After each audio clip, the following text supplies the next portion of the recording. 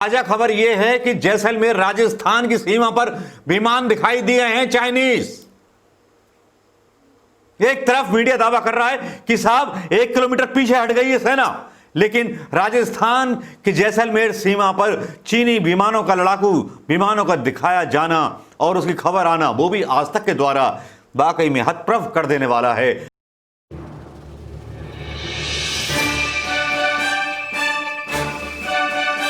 दोस्तों नमस्कार, मैं मनोज कुमार शर्मा एक बार फिर आपके बीच में बुलंद हौसलों के साथ, क्योंकि आपने ही वो बुलंद हौसले मुझे दिए हैं।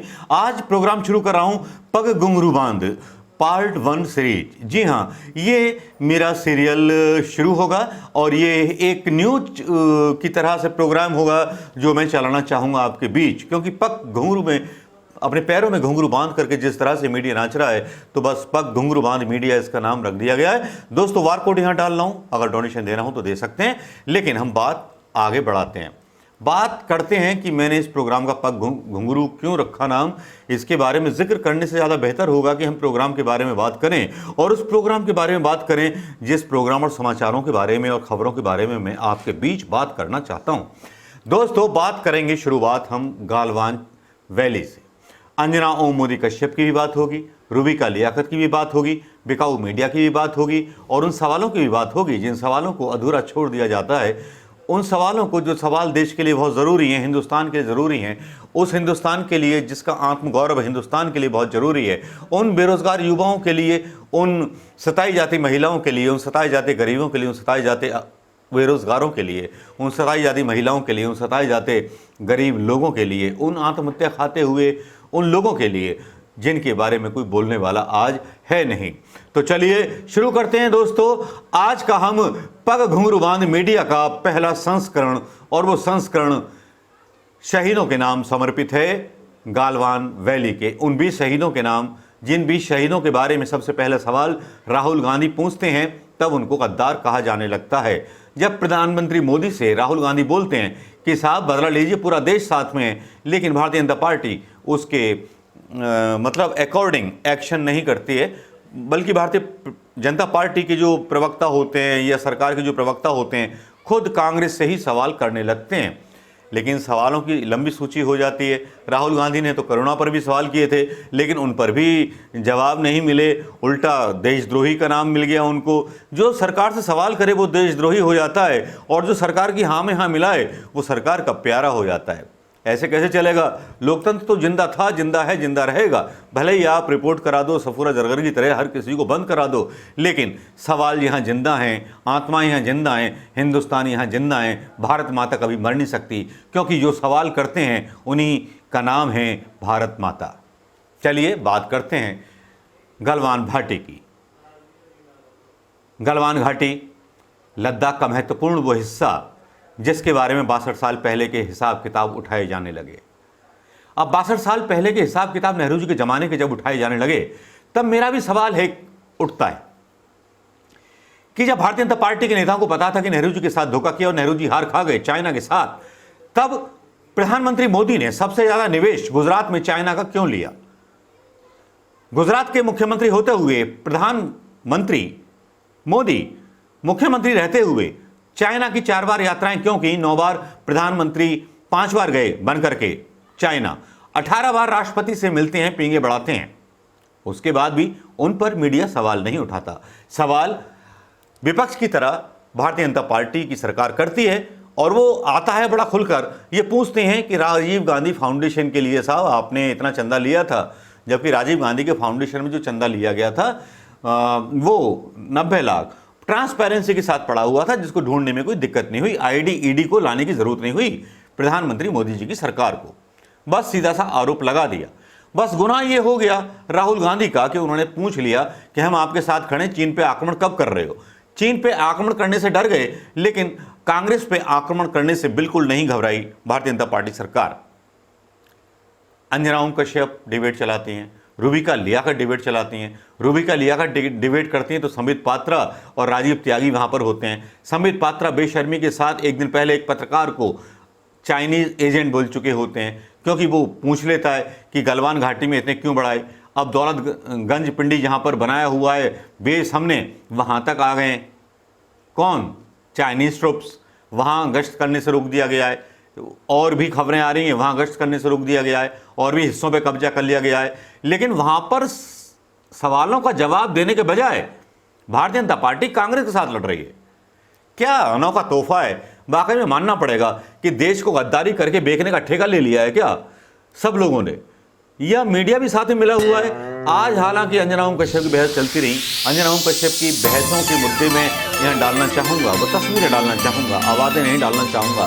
तस्वीरें हैं कुछ ऐसी जिसमें स्वदेशी अपनाओ चाइनीज़ ठुकराओ, उसमें संघ के नेताओं का, भारतीय जनता पार्टी के नेताओं के कुछ अंश तो दिखाए गए, उनको दिखाया गया बस यही स्वदेशी अपनाओ और चाइनीज़ ठुकराओ।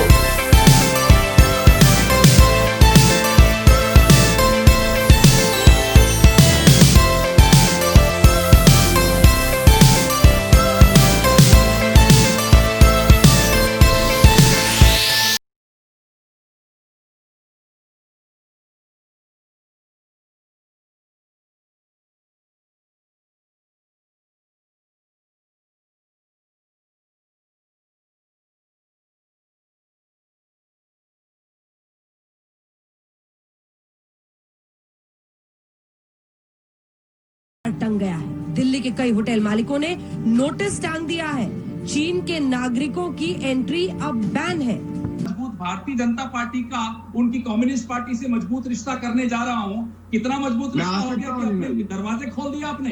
राजनाथ सिंह जी जब अध्यक्ष थे, आज वो रक्षा मंत्री हैं, वो भी मिलते जा रहे थे, बार बार मिल रहे थे चीन की कम्युनिस्ट पार्टी के पॉलिट ब्यूरो से, जब वो सरकार में भी नहीं थे। क्यों? अगर इतने ही प्रगाढ़ संबंध बन गए तो उसका खामियाजा ये देश क्यों भुगत रहा है? क्यों चीन के साथ मोदी जी के क्या संबंध है? आज खुलासा करिए। जब वो मुख्यमंत्री थे, चीन बार बार क्यों चले जाते थे? पवन जी, मिलने पर, बार बार चीन जाने पर और डायरेक्टली पैसे लेने में क्या आपको कोई फर्क दिखता है? शंकर जी के सुपुत्र अगर एक संस्था, उस पर भी प्रश्न पूछ लीजिए जरा। अरे राजीव गांधी फाउंडेशन बहुत सेवा के काम कर रही है, अलग अलग जगह से फंड्स लिए हैं और कोई ठीक है गौरव जी, आप इसका जवाब दीजिएगा। ये सवाल कई बार आया है, आप इससे भी किनारा काट रहे हैं, लेकिन मैं इस सवाल को लेकर आऊंगी। एक सेकंड में आ रही हूँ। बहुत देर से महेंद्र जी हाथ उठा रहे। महेंद्र जी अपनी बात कहिए, उसके बाद मैं सोमनाथ सिंह रॉय साहब के पास जाऊंगी। महेंद्र जी, कम से कम हमारे प्रधानमंत्री ने ये नहीं कहा कि वो ऐसा हमारे पृथ्वी का हिस्सा है जिसमें बाल भी नहीं उगता, जिसमें एक पौधा भी नहीं उगता, अगर वो चाइना में जाए तो चला जाए। कम से कम ऐसे वक्तव्य तो हमारे प्रधानमंत्री नहीं दे रहे, जो कि कांग्रेस के प्रथम प्रधानमंत्री ने, हमारे देश के प्रधानमंत्री ने दिया था। आज आप अपने देश के प्रधानमंत्री ने ये कहा कि 1 इंच और 1 भी चौकी हमारी चाइना पे नहीं गई। पता नहीं है 2018 में एक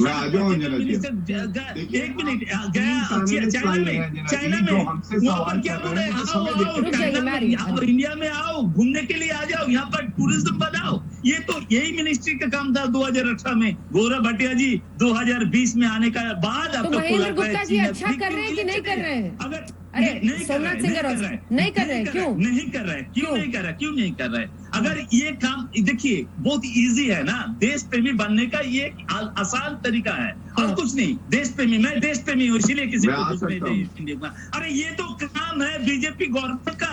वो लोग अगर वीसा देंगे तो हमारा यहाँ पर देवता का सम्मान मानता हूँ। तो अगर सेंट्रल गवर्नमेंट उसको वीसा दिया, कोई चीनी नागरिक को वीसा दिया, तो क्यों होटल में जाएगा नहीं देंगे? ये काम तो सेंट्रल मिनिस्टर का होते हैं। ये होटल वाला है कौन? मुफ्त कौन है आप महेंद्र गुप्ता जी, बताइए इनको। का नारा दे रहे हैं, जबकि कहानी इसकी बिल्कुल उलट है।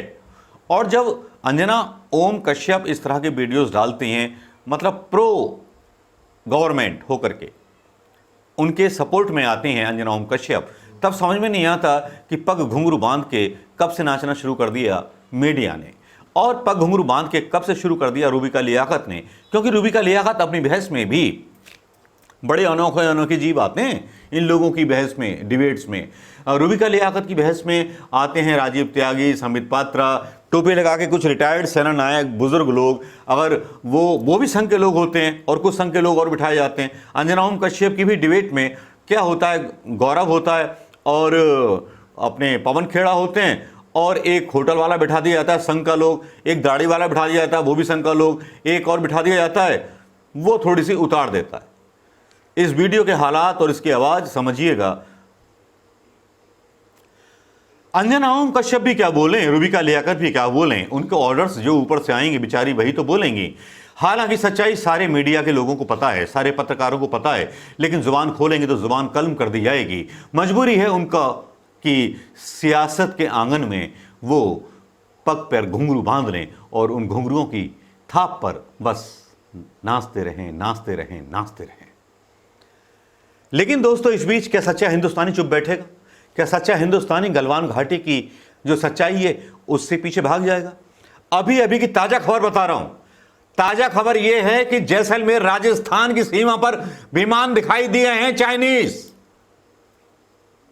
एक तरफ मीडिया दावा कर रहा है कि साहब 1 किलोमीटर पीछे हट गई है सेना, लेकिन राजस्थान की जैसलमेर सीमा पर चीनी विमानों का, लड़ाकू विमानों का दिखाया जाना और उसकी खबर आना, वो भी आज तक के द्वारा वाकई में हतप्रभ कर देने वाला है, वाकई में चौंका देने वाला है कि होने क्या वाला है देश में। क्यों चुप हैं प्रधानमंत्री मोदी जी? प्रधानमंत्री मोदी जी एक बार अपने मुंह से क्यों नहीं बोलते चीन के खिलाफ?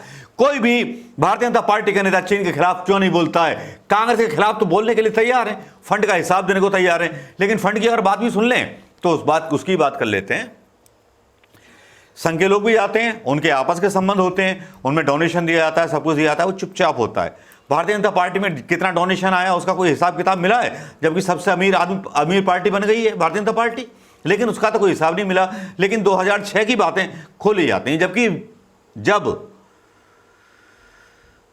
सरकार यूपीए की थी, मिलीजुली सरकार थी और मांग हो सकती थी, और चलो छोड़ो उसको, अब तो इनको 6 साल हो गए। अगर मिला था तो ये जांच करा सकते थे ईडी आईडी से, तब बोल सकते थे। चाइना के ऊपर जवाब देने से क्यों भाग रही है भारतीय जनता पार्टी? गालवान घाटी पर जवाब देने से क्यों डर रही है भारतीय जनता पार्टी? और नेहरू जी ने अगर गलत किया था 62 में, तो नेहरू जी की गलती पर मोदी ने संबंध क्यों बनाए चीन के साथ? इतना व्यापार क्यों बढ़ा दिया चीन का? सवाल ये उठते हैं, लेकिन इन सवालों के जवाब भक्तों के पास नहीं होंगे। वो केवल ताली बजा सकते हैं, वो भी कौन से नंबर वाली? 6 नंबर वाली। दोस्तों नमस्कार, जय हिंद। वीडियो शेयर करना मत भूलिएगा।